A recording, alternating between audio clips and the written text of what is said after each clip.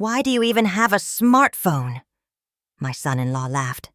You barely know how to answer calls, let alone use the internet. Everyone at the table agreed. Technology was for young people, not 61-year-old grandmothers. Tomorrow morning, they'd all wake up to see me on the front page of Tech Weekly as the mysterious genius investor behind $3 billion companies. Before we begin, make sure to like and subscribe, and please tell us which city you're watching from and whether you faced a similar situation to my situation in the comments below. My name is Elizabeth Betty Morrison. I'm 61 years old, and I live in San Francisco, California. Today I was sitting across from my family, who thought I was incompetent with technology, watching them dismiss me at our monthly dinner. This scene repeated every month at my daughter Sarah's house, for birthdays, holidays, or just checking on grandma gatherings.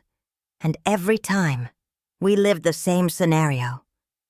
"Mom, you're holding the phone upside down again," Sarah said, taking my iPhone from my hands. "The screen goes this way." Actually, I was holding the phone perfectly right. I just tilted it slightly to make it appear wrong in their eyes. "Betty, let's get you a simpler phone," said my grandson Jake, 16, and considering himself a tech genius. "These smartphones are too complicated for people your age." My son-in-law Robert nodded. "He's right. Betty, don't strain yourself at this age. Just calling and texting is enough." It was actually funny, because all the technology everyone at that table used came from companies I had invested in over the past 20 years.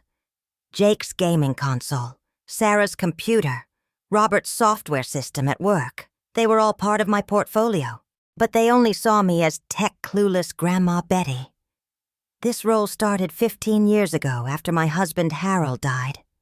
Harold and I had built a mid-level technology investment empire, starting from investing in Microsoft and GameStop stocks in the early 1980s. Back then, personal computers were just emerging, and most people couldn't see the future of these machines. In the 1990s, as the internet began to spread, our company grew rapidly. With smart investments, putting money into the right startups at the right time, we turned millions into billions. When Harold died of a heart attack in 2008, everyone thought I was a poor widow. Even my children worried about my financial situation. "Mom, how will you get by after Dad's death?"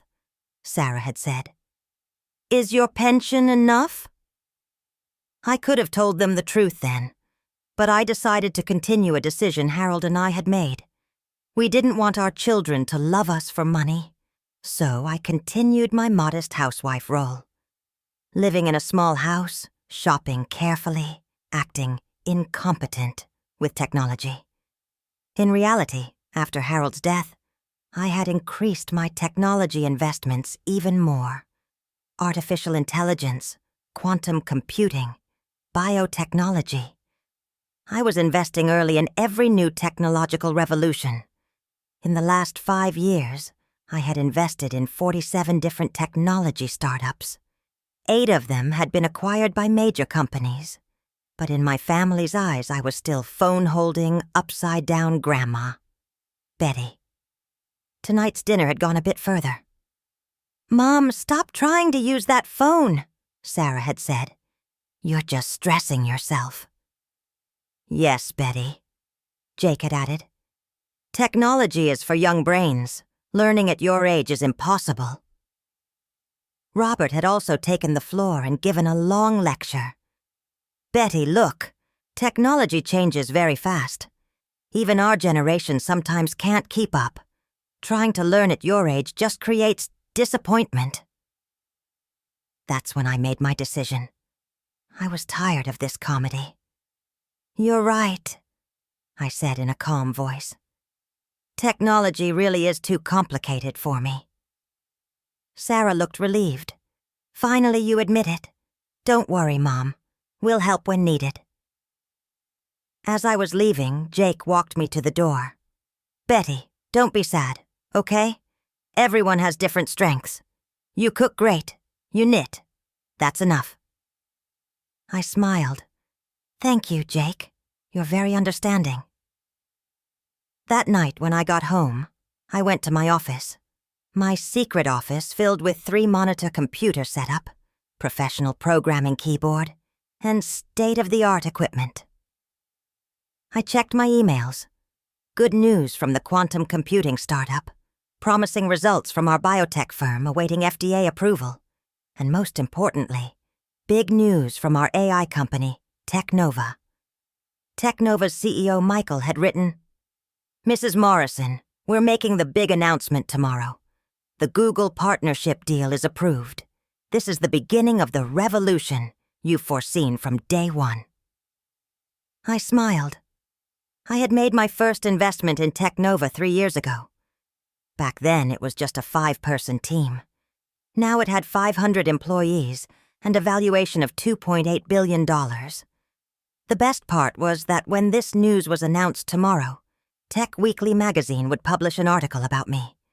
The article titled, "The Secret Queen of the Tech World," would detail my investments and successes over the past 15 years.